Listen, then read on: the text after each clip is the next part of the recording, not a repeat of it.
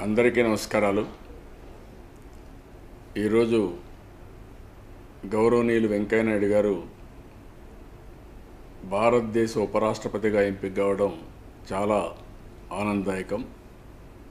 ఆంధ్రప్రదేశ్ రాష్ట్ర ప్రజల తరపున, తెలుగుదేశం పార్టీ తరపున రాష్ట్ర ముఖ్యమంత్రిగా మనస్ఫూర్తిగా అభినందనలు. ఆయనకైతే రాజకీయాల్లో ఒక విశిష్టత ఉంది.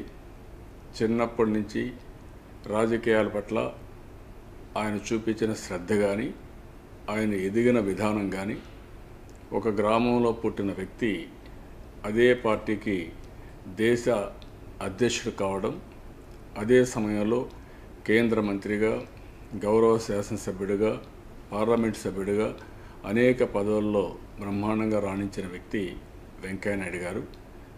ఆంధ్రప్రదేశ్ రాష్ట్రం కోసం ఎప్పుడు ఏ అవకాశం వచ్చినా, ఏ పొజిషన్లో ఉన్నా ఎప్పటికప్పుడు మన రాష్ట్రానికి సహాయపడిన వ్యక్తి కూడా వెంకయ్య నాయుడు గారు. అలాంటి వ్యక్తి ఈరోజు దేశానికి 13వ ఉపరాష్ట్రపతి కావడం మనందరం గర్వించదగ్గ విషయం.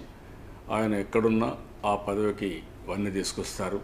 అలాంటి వ్యక్తి ఈరోజు ఎంపిక కావడం పట్ల మనస్ఫూర్తిగా అభినందిస్తూ మరొక్కసారి రాష్ట్ర ప్రజల తరపున, అదే మరిగా తెలుగుదేశం పార్టీ తరపున, అదే మరి ఒక ముఖ్యమంత్రిగా మనస్ఫూర్తిగా అభినందిస్తున్నాను. ధన్యవాదాలు తెలియజేసుకుంటున్నాను.